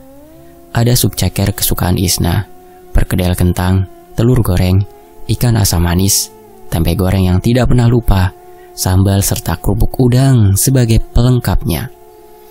Malam itu, Isna tidak sedang berselera makan. Gadis itu hanya menyantap makanan dalam porsi kecil. Tentu saja hal itu membuat Fatimah bertanya-tanya. "Isna, kamu sakit sayang? Kenapa makannya sedikit banget?" tanya Fatimah yang sangat paham kalau anaknya itu doyan makan, apalagi ada sup ceker. "Isna udah kenyang kok Mah," sahut gadis itu sambil meringis. "Mama kayak gak tahu aja anak kita, kan lagi jaga image Mah," bodoh Fajar. "Papa," sentak Isna dengan manja, menahan malu. Putra tersenyum kecil mendengar perkataan pria itu. Setelah selesai makan, Isna mengajak Putra berkeliling di sekitar rumah. "Jadi kamu belum punya pacar Isna?" tanya pria itu memecah keheningan. Isna menatap sejenak pria itu. Dalam hatinya, dia merasa senang bisa sedekat ini dengan pria pujaannya. "Alhamdulillah belum Mas," ucapnya lirih dan menunduk malu. "Kalau Mas udah punya pacar belum?" tanpa ragu Isna bertanya balik. "Aku udah punya target sih, tapi takut dianya gak suka sama aku." Seketika raut wajah Isna berubah dan kecewa mendengar perkataan Putra. Wajahnya pun murung. Pria yang dikaguminya itu ternyata sudah menyukai gadis lain. "Iya, diutarakan aja mas. Kali aja cewek itu mau nerima keadaan mas," ucap Isna datar. "Gitu ya?" Isna mengangguk. Putra berhenti berjalan dan berbalik menatap Isna. Gadis itu pun keheranan melihat sikap Putra yang menatapnya dengan tajam dan membuat Isna terkejut. Seketika gadis itu menutup mulut dengan kedua tangannya. Belum sempat Isna menjawab pertanyaan itu, mendadak Putra merasakan kehadiran sosok lain di tempatnya berada. Sosok tinggi besar itu menatap mereka berdua dari balik sebuah pohon mangga. Putra merasakan sosok itu semakin dekat dan ingin merasuki tubuh Isna. Sementara Isna sendiri terkejut saat tiba-tiba Putra memeluknya. "Bukan maksud aku untuk lancang Isna, tapi ada sesuatu yang ingin masuk ke tubuhmu," bisik Putra sambil terus menatap sosok besar yang semakin mendekat itu. Bulu kuduk Isna langsung berdiri. Usai mendengar perkataan Putra, gadis itu pun mencengkeram kemeja Putra dengan erat karena ketakutan. "Benarkah itu mas?" tanya Isna yang masih ketakutan. Putra hanya diam dan mengisyaratkan Isna untuk terus berlindung di balik tubuhnya. Benar saja, sosok itu berusaha merasuki tubuh Isna. Ia terus mencoba masuk, namun sosok itu juga terus terpental karena Putra melindungi Isna. Sosok itu pun mulai kewalahan karena terus gagal memasuki tubuh Isna. Ia pun meninggalkan kedua orang itu dan menghindari Putra yang terus menatap tajam ke arahnya. "Isna, duduk di sini bentar ya," pinta Putra pada gadis itu. Isna pun mengangguk dan duduk di sebuah kursi. Putra pun segera menyusul sosok yang menghindarinya tadi. "Berhenti kamu!" bentak pria itu pada sosok yang terus berlari menghindar. Sosok itu berbalik badan dan mendesis mengeluarkan lidahnya yang panjang dan bercabang. Putra segera berdoa dan menghentakkan kakinya beberapa kali hingga sosok itu terbakar dan lenyap di hadapannya. Isna masih memandang sekelilingnya dengan dada yang berdebar. Dia benar-benar ketakutan. Rasa takutnya mulai hilang saat Putra datang menghampirinya. "Kamu gak apa-apa kan Is?" tanya Putra. "Iya mas, gak apa-apa kok," jawabnya lirih. "Sebaiknya kita kembali ke dalam. Ini sudah malam. Kamu cepat istirahat. Besok pagi aku akan kesini lagi untuk memeriksa barangkali ada sesuatu yang lain di rumah ini," ujar Putra. "Memangnya ada apa mas?" tanya Isna penasaran. "Entah kenapa, sosok itu kembali lagi ke rumah ini. Besok saja aku jelaskan. Ayo kita masuk ke dalam," pinta pria itu dan menggandeng tangan Isna. Keesokan harinya, Putra menepati janjinya dan benar-benar datang ke rumah Isna. Sebelumnya gadis itu sudah menceritakan kejadian semalam kepada kedua orang tuanya. Fatimah masih saja tidak percaya, sampai kemudian Putra menemukan sebuah kotak kecil di belakang rumah mereka. Ketika kotak itu dibuka oleh Putra, barulah Fatimah percaya. Kotak itu berisi sebuah boneka kecil dari kain yang dililit oleh beberapa helai rambut. "Astagfirullahaladzim, siapa yang tega melakukan ini pada kita, Pak?" ucap Fatimah menahan tangis. "Ini adalah ilmu santet. Entah apa yang diinginkan orang itu," gumam Putra. "Lalu siapa yang mengubur kotak itu di rumah ini?" tanya Fajar geram. "Ini pasti perbuatan orang yang dekat dengan keluarga Om. Apakah Om punya seseorang yang bisa dicurigai?" tanya Putra. "Papa gak pernah bawa teman ke rumah. Apalagi aku yang gak punya teman," ucap Isna. Lalu mereka semua menatap ke arah Fatimah. Loh, kok jadi pada ngeliatin sih? Tante emang sering bawa ibu-ibu kompleks ke sini buat arisan. Tapi bukan berarti mereka pelakunya kan?" ujar Fatimah yang terus berusaha untuk tetap berprasangka baik. "Pelakunya bisa jadi orang terdekat Tante, karena ia bisa dengan mudah mengambil rambut Tante," sahut Putra. "Hah? Gak mungkin," sergah Fatimah tidak percaya. Putra meletakkan kotak itu di atas lantai, lalu membaca doa. Tidak berapa lama kemudian kotak itu terbakar beserta isinya. "Kalian gak perlu khawatir. Saya sudah memusnahkan benda itu. Sekarang keadaan akan lebih aman," ucap Putra pada mereka. "Terima kasih ya, Nak Putra," ujar Fatimah. Putra mengangguk cepat dan mereka semua pun merasa lega. Sementara itu, suatu hari di restoran, Fatimah yang sudah merasa dalam kondisi baik itu ikut membantu untuk membuka restoran. Sementara Isna sedang mencuci sayuran yang akan dimasak nanti di dapur restoran. Gadis itu sedang memikirkan perkataan Putra kemarin. "Maukah kamu menjadi pacarku?" Perkataan Putra itu masih terngiang-ngiang dalam pikiran Isna dan membuatnya senyum-senyum sendiri.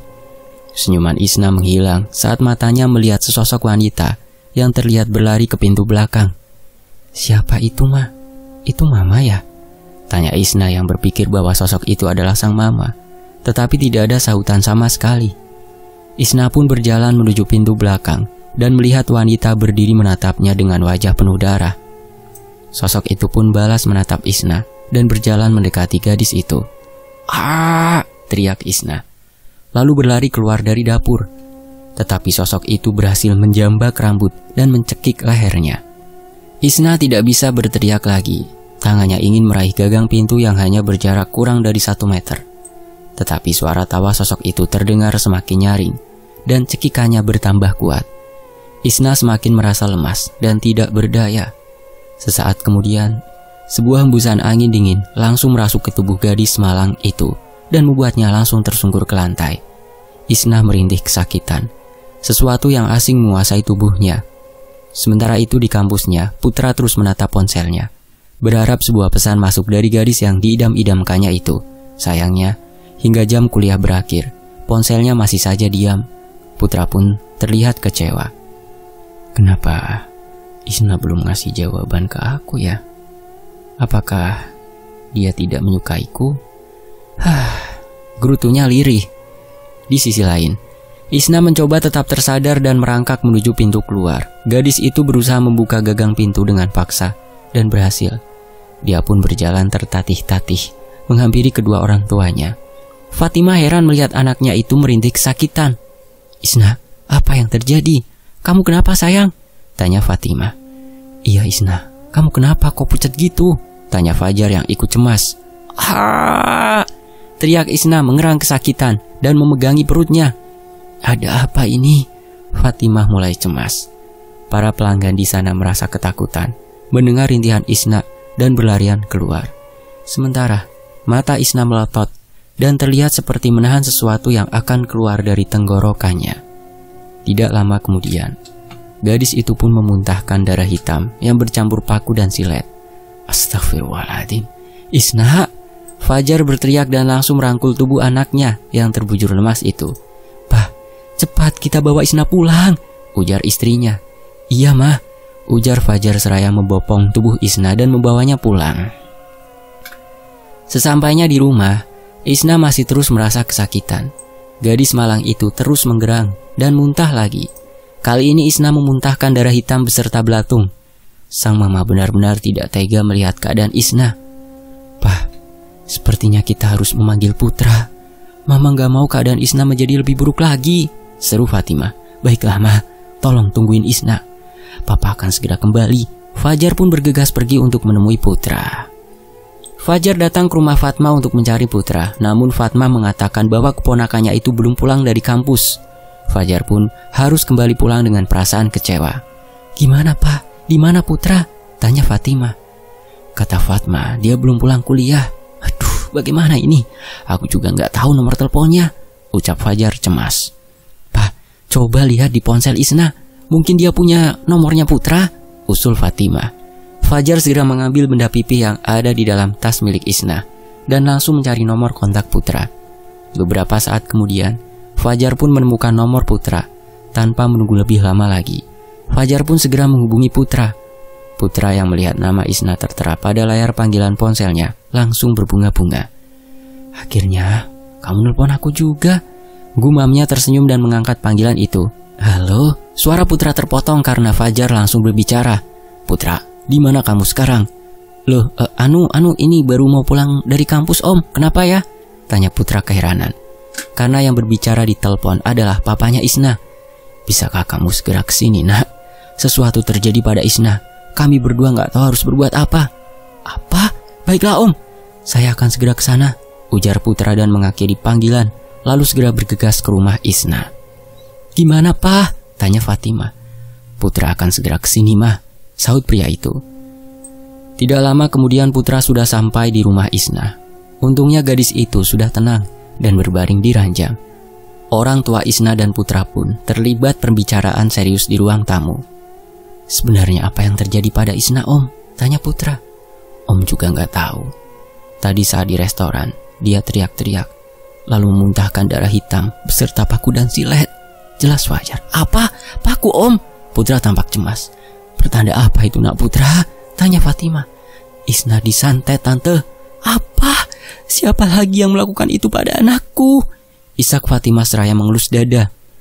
Sepertinya ini ulah orang yang sama dengan pelaku yang juga melukai Tante. Belum selesai mereka berbicara, terdengar teriakan dari dalam kamar Isna. Mereka bertiga pun bergegas menuju ke kamar Isna. Betapa terkejutnya mereka saat membuka kamar gadis itu. Isna terlihat berguling-guling di lantai sambil sesekali menekan lehernya sendiri, seakan sesuatu akan keluar dari mulutnya. Isna berdiri dan menarik segumpal rambut dari dalam mulutnya. Rambut itu terus keluar dari tenggorokannya dan semakin memanjang. "Astagfirullah," ucap mereka serempak karena terkejut. Isna masih menarik gumpalan rambut yang seolah tidak berujung itu. Putra tidak tinggal diam melihat gadis pujaannya diperlakukan seperti itu dan segera berdoa. Akhirnya Isna berhasil memuntahkan semua gumpalan rambut yang sudah bercampur dengan darah hitam dari belatung.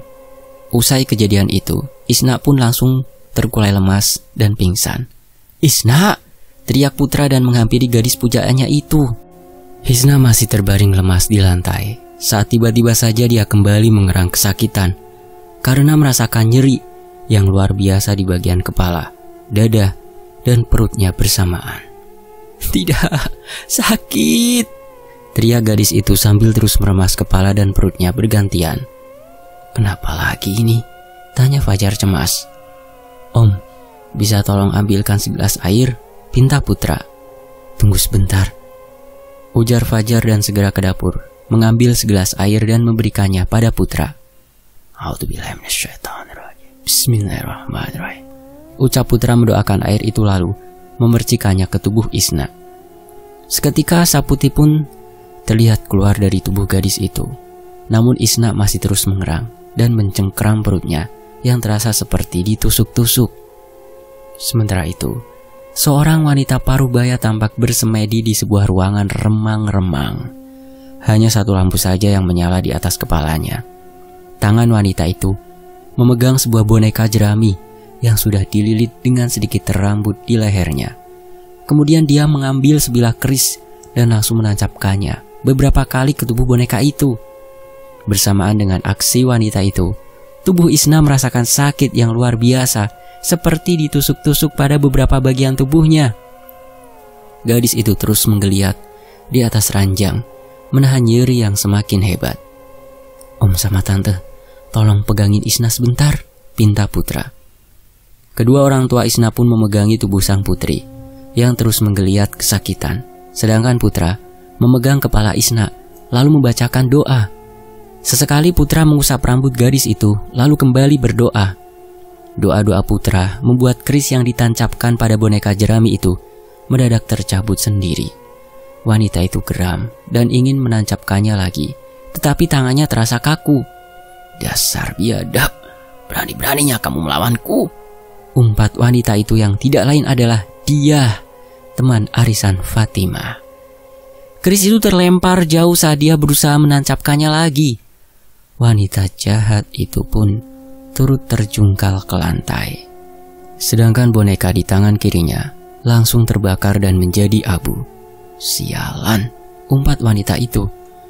Ruangan itu langsung bergetar dan membuat beberapa barang terjatuh. Suasana semakin mencekam saat beberapa makhluk astral seperti kuntilanak, sundel bolong, dan genderuwo bermunculan. Mereka adalah makhluk yang dikirim dia untuk mengganggu keluarga Fajar. Kini semua makhluk itu berbalik menyerangnya. Ada yang mencekek dan menggerogoti tubuh wanita itu hingga tidak berdaya. Tiba-tiba saja, keris yang tadi terpental seolah digerakkan oleh sesuatu yang tidak kasat mata dan langsung menghujami tubuh dia berkali-kali tanpa ampun sebelum akhirnya benda itu lenyap. Rudi yang mendengar teriakan ibunya itu langsung datang ke kamar dan kaget saat melihat sang ibu tergeletak di lantai bersimbah darah. "Ibu, apa yang terjadi?" tanya Rudi, anak semata wayangnya itu.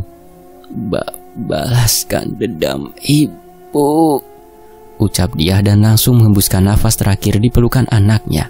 "Ibu!" teriakan Rudi pun menggelegar. Sementara di tempat lain, Isna merasa badannya lemas. Fajar segera membaringkan anak gadisnya itu di ranjang. Putra juga sedikit terluka dan sempat muntah darah karena melawan kekuatan hitam yang sangat kuat. "Apa kamu baik-baik saja, Nak?" tanya Fatimah. "Saya nggak apa-apa, Tante," sahutnya seraya mengelap tetesan darah di mulut menggunakan tisu. "Bagaimana dengan Isna?" tanya Fajar. "Insya Allah, dia akan segera membaik, Om. Saya sudah mengembalikan santet yang menyerang Isna."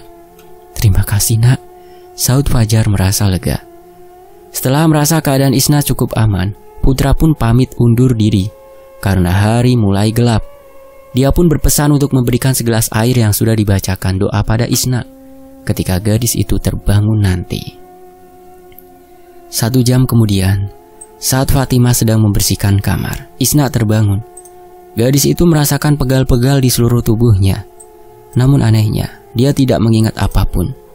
Fajar memilih diam dan tidak menceritakan apapun karena dia tidak ingin anak gadisnya memikirkan kejadian ganjil itu. Setidaknya hingga kesehatan Isna benar-benar pulih. "Sayang, ini diminum dulu airnya." Fatimah memberikan segelas air pada Isna dan gadis itu pun segera meneguknya sampai habis. "Ma, apa yang terjadi padaku? Kenapa aku gak ingat apapun, Ma?" tanya Isna bingung. "Gak ada yang terjadi, sayang. Kamu cuman kecapean. Sekarang kamu istirahat ya. Besok kita bahas lagi," pungkas Fajar. Isna pun hanya mengangguk dan kembali berbaring. Sesampainya di rumah, Putra menceritakan kejadian di rumah Isna itu kepada Bi Fatma.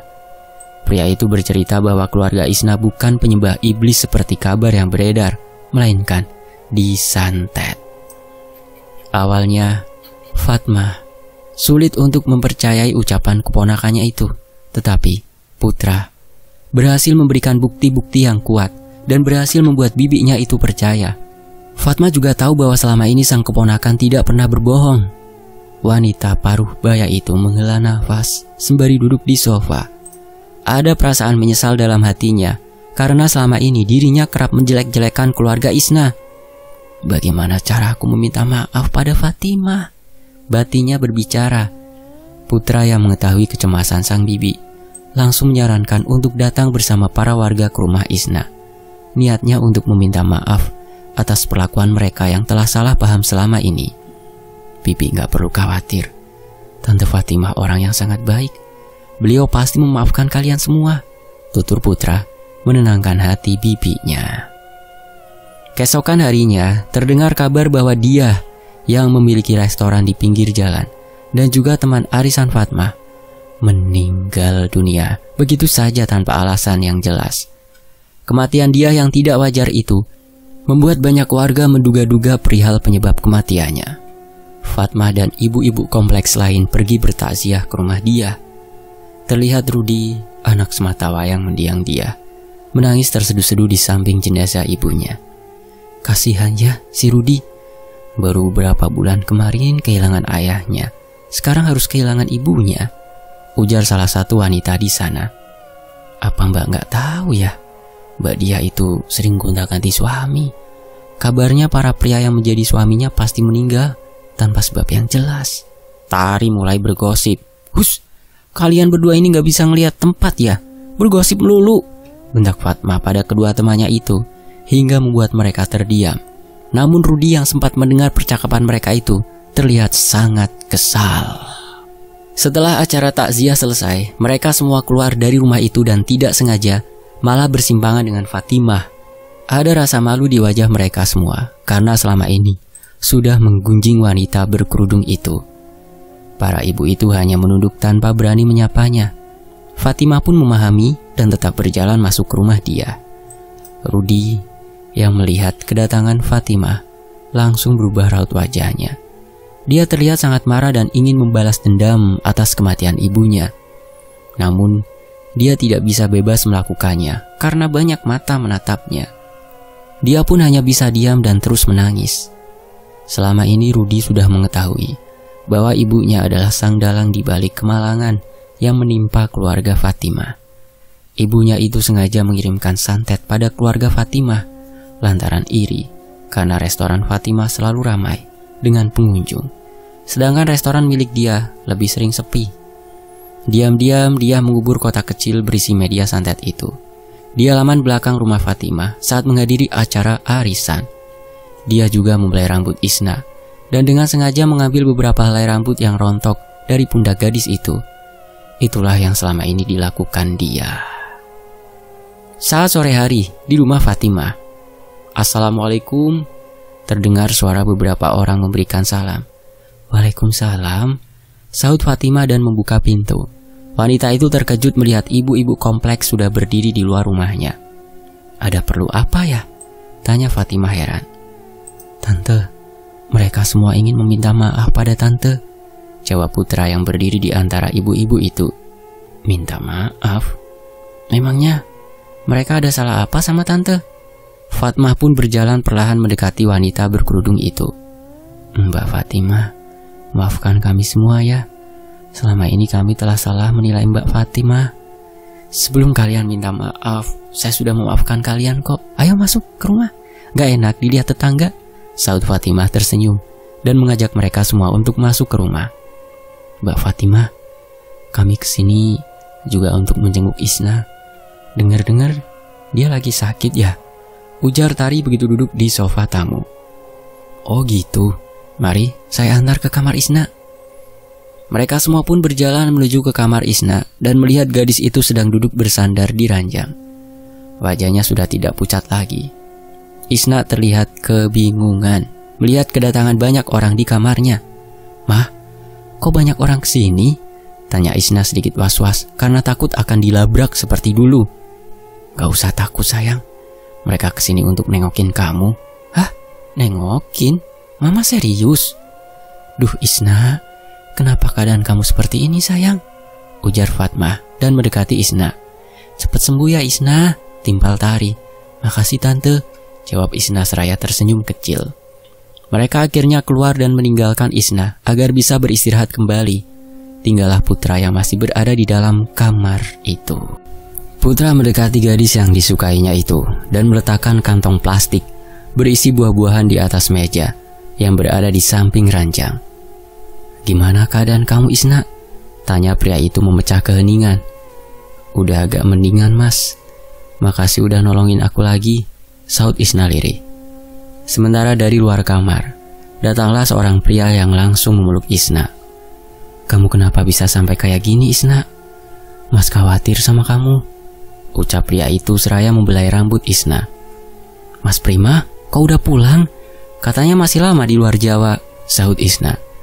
"Mas langsung minta izin dari kantor dan segera pulang begitu papa memberi kabar tentang keadaanmu." "Sama Mbak Lastri dan Sarah juga?" tanya Isna bersemangat. "Iya dong, mbakmu itu terus merengek minta pulang karena khawatir sama kamu." Putra berdaya memberi isyarat agar pria yang tidak dikenalnya itu segera melepaskan pelukan dari tubuh Isna. "Dia siapa Isna?" tanya Prima sambil menatap tajam ke arah Putra. "Oh ini Mas Putra, keponakannya Tante Fatmah. Mas Putra, ini kenalin Mas Prima, kakak kandung aku," ujar Isna dengan tersenyum kecil. Putra tampak sangat malu karena ternyata pria itu adalah kakak kandung Isna yang selama ini belum pernah dikenalnya. Dia pun berjalan mendekat seraya mengulurkan tangan. "Saya Putra mas," ujarnya berkenalan. "Iya aku Prima, kakaknya Isna," sahut Prima. Isna tersenyum melihat Putra yang terlihat menahan malu. Prima pun keheranan menatap kedua orang itu. "Apa kalian pacaran ya? Kok malu-malu gini?" celetuk Prima. "Mas Prima apaan sih?" bantah Isna malu-malu. "Saya tuh sudah mengutarakan isi saya pada adiknya Mas Prima ini, tapi sampai sekarang belum dijawab juga mas," sergah Putra tanpa basa-basi. "Isna, jangan jual mahal deh, nanti gak laku loh," ejek Prima kemudian tertawa renyah. "Apaan sih mas?" Rona wajah Isna pun mulai memerah karena menahan malu. Beberapa saat kemudian terlihat Lastri datang sambil menggendong Sarah. "Isna, Cepat sembuh ya sayang. Maaf Mbak Lastri gak ada di sampingmu saat kamu sakit. Iya Mbak Lastri, gak apa-apa kok. Kita sudah gak diperlukan lagi kok Ma. Yuk, sudah ada yang jagain Isna kalau dia lagi sakit. Ejek Prima seraya menatap ke Putra. Mas Prim, bentak Isna seraya meruncingkan bibirnya. Papa, kenapa ikut campur urusan anak muda? Ini, gendong Zara dulu. Mama mau bantu-bantu di dapur, ucap Lastri seraya memberikan bayinya pada Prima. Ya udah, aku tinggalin kalian berdua ya, ujar Prima dan pergi bermain dengan Zara. Putra duduk di samping ranjang Isna. Netranya menatap gadis di depannya itu yang sibuk menyembunyikan rasa malunya. Spontan, Putra memegang tangan Isna. Aku ingin meminta jawaban. Aku gak kuat nahan penasaran, ucap Putra. Isna melepaskan tangan pria itu dan membuat Putra terlihat kecewa. Memangnya siapa yang bisa menolak pria sebaik emas? Jawabnya sambil tersenyum. Putra yang tadinya murung langsung tersenyum lebar. Pria itu langsung berbalik untuk memeluk tubuh Isna. Makasih ya Isna, makasih karena mau menerima aku, ujar Putra seraya membelai rambut gadis yang sudah menerima cintanya itu. Harusnya aku yang berterima kasih karena Mas Putra sudah mau menerima kekuranganku, saut Isna seraya menepuk bahu pria itu. Aku janji akan menjagamu dengan baik dan akan berusaha membuatmu bahagia, tegas pria tampan berhidung mancung itu. Iya Mas. Fajar yang melihat mereka berpelukan dari luar kamar mengurungkan niatnya untuk masuk. Dia pun turut tersenyum puas karena anak perempuannya sudah menemukan jodoh yang baik. Pada hari Minggu, Putra dan Isna berjalan-jalan menikmati udara sejuk di sebuah taman. Mereka berjalan bergandengan tangan, lalu duduk di sebuah kursi. Isna melihat penjual es krim yang baru saja lewat di depan mereka. Isna mau es krim? Tanya pria yang kini menjadi kekasihnya itu. Isna pun mengangguk cepat. Tunggu di sini ya, Mas beliin dulu, ujar Putra seraya pergi meninggalkan kekasihnya itu. Tidak disangka, Rudi sudah membuntuti mereka sejak mereka meninggalkan rumah. Anak sematawayang mendiang dia itu langsung bereaksi begitu memiliki kesempatan untuk membalas dendam atas kematian ibunya. Pria itu keluar dari semak-semak dan mendatangi Isna. Mas Rudi, sapa Isna yang memang mengenalnya. Gara-gara kamu ibuku mati, aku tidak akan membiarkanmu bahagia. Celup. Rudi langsung menusuk perut Isna dengan sebilah pisau. Matanya memerah seperti orang yang tengah kerasukan. Rintih Isna menahan sakit di perutnya. Rudi tersadar saat melihat darah mulai membasahi baju yang dikenakan Isna. Pria itu mulai panik dan bergegas pergi. Dia bahkan tidak tahu apa yang baru saja dilakukannya. Spontan, pria itu membuang pisau yang dipakainya untuk menusuk Isna dan pergi entah kemana. Putra berjalan santai usai membeli es krim untuk kekasihnya. Dia tersenyum puas seraya menghampiri Isna. Namun, betapa terkejutnya dia saat melihat gadis yang dicintainya itu sudah tersungkur di tanah dengan baju yang berlumuran darah. Tanpa berpikir panjang, Putra membuang es krim di tangannya dan langsung menolong Isna. Apa yang terjadi Isna? Kenapa ini? Isak Putra yang cemas melihat kekasihnya terluka. Mas Rudi. Isna langsung pingsan sebelum sempat menyelesaikan ucapannya. Isna! Teriak Putra. Isna segera dilarikan ke rumah sakit terdekat dan beruntung dokter sigap memberikan pertolongan. Apa yang terjadi nak Putra? Tanya Fajar yang buru-buru ke rumah sakit setelah mendengar kabar penusukannya menimpa putrinya. Saya nggak tahu siapa yang melakukan ini Om, tapi tadi sebelum Isna pingsan, dia sempat menyebut nama Mas Rudi. Apakah Om mengenal orang itu? Tanya Putra. Kamu bilang Rudi? Apa mungkin yang dimaksud Isna adalah anak almarhumah Mbak Dia? Saud Fatimah. Bisa jadi, aku akan melaporkan kejadian ini pada polisi. Kalian tunggu di sini ya, kata Fajar. Mereka berdua pun mengangguk dan Fajar pun segera pergi menuju ke kantor polisi terdekat. Polisi langsung datang menyelidiki tempat kejadian perkara usai menerima laporan dari Fajar. Pihak kepolisian pun menyisir lokasi kejadian dan menemukan sebilah pisau yang penuh dengan bercak darah. Polisi juga berhasil mengidentifikasi sidik jari yang menempel pada pisau itu. Benar saja, pelaku penusukan itu adalah Rudi, anak almarhumah Dia. polisi langsung menangkapnya di sebuah motel yang berada tidak jauh dari lokasi kejadian. Motif Rudy melakukan penusukan itu adalah membalas dendam atas kematian ibunya. Kini Rudy harus mendekam di penjara dalam waktu yang lumayan lama karena perbuatannya. Restoran yang dimilikinya pun juga harus ditutup karena tidak ada yang menjalankan bisnis itu lagi. Dokter keluar dari ruang UGD dan mengatakan kepada keluarga Isna bahwa gadis itu sudah melewati masa kritis. Untung saja Putra membawa kekasihnya itu ke rumah sakit dengan segera. Terlambat sedikit saja, nyawa Isna bisa melayang. Beberapa waktu berlalu dan Isna mulai membuka mata. Usai beberapa hari tertidur karena pengaruh obat, gadis itu melihat kedua orang tuanya di samping ranjangnya. "Kamu sudah bangun, sayang?" tanya Fatimah seraya membantu Isna yang ingin bersandar. "Iya, Mah. Mas Putra mana?" tanya Isna yang tidak melihat Putra di ruangan itu. "Kamu ini belum aja sembuh, udah nyariin orang lain," gerutu Fajar. "Putra masih kuliah, sayang. Sebentar lagi dia pasti kesini. Jangan khawatir ya," ujar Fatimah dan Isna pun mengangguk. Sore harinya, Putra datang ke rumah sakit karena ingin mengetahui kabar kekasihnya sekarang. Saat tiba di kamar pasien, pria itu langsung memeluk kekasih yang dicintainya itu.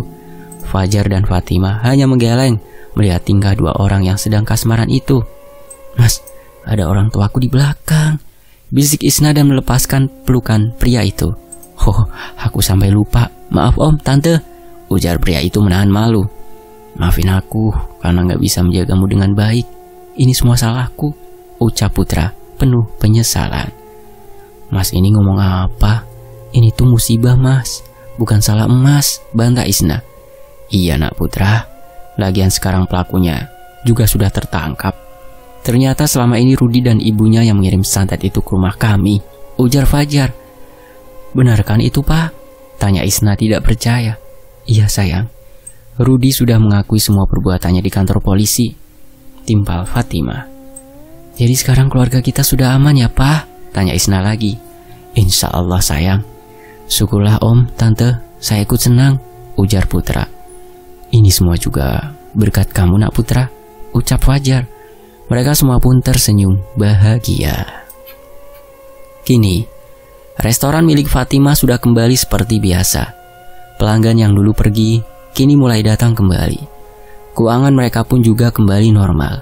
Fajar memutuskan untuk membiayai kuliah Isna, agar anaknya kelak memiliki masa depan yang lebih baik. Putra dan Isna berkuliah di kampus yang sama. Pasangan itu menghabiskan hari-hari mereka dengan kebahagiaan. Beberapa bulan kemudian, terlihat Putra sedang menggendong seorang anak berusia 1 tahunan di rumah Isna. "Udah pantas loh kamu, kenapa nggak langsung nikah aja?" Celetuk Prima seraya mengambil Zara dari gendongan Putra. "Mas Prim, selalu deh," bantah Isna yang saat itu juga ada di sana. "Insya Allah, setelah saya lulus dan bekerja, saya akan langsung melamar Isna mas." "Kamu yang sabar ya Is," ujar Putra dan Isna hanya menunduk malu mendengar ucapan kekasihnya itu. "Kamu tentu sudah tahu jawaban kami kan nak? Kami semua sudah merestui kalian," ujar Fajar. "Terima kasih ya om," ucap Putra seraya menggandeng tangan Isna dan tersenyum bahagia. Kini, keluarga Isna kembali hidup normal dan lebih berbahagia. Tamat. Sesungguhnya orang-orang yang menyimpan iri dan dengki adalah orang-orang yang jauh dari surga. Allah sudah mengatur rezeki setiap umatnya. Janganlah mengeluh dan terus berusaha. Semoga kisah ini bisa menginspirasi teman-teman. Demikianlah dari Pindut. Fakta Sejarah mengucapkan terima kasih. Oh ya, buat teman-teman yang pengen gabung ke grup official Fakta Sejarah yang admin kelola, nanti saya sertakan nomornya di deskripsi ya. Dan juga buat teman-teman yang mau gabung ke grup WhatsApp yang dikelola sama Mbak Hani dan teman-teman, bisa juga masuk ke grup beliau. Dan sampai di sini saya undur diri. Terima kasih semuanya. Saya pamit. Wassalamualaikum warahmatullahi wabarakatuh. Alhamdulillahirobbilalamin. Sampai jumpa di kisah lainnya. Wassalamualaikum.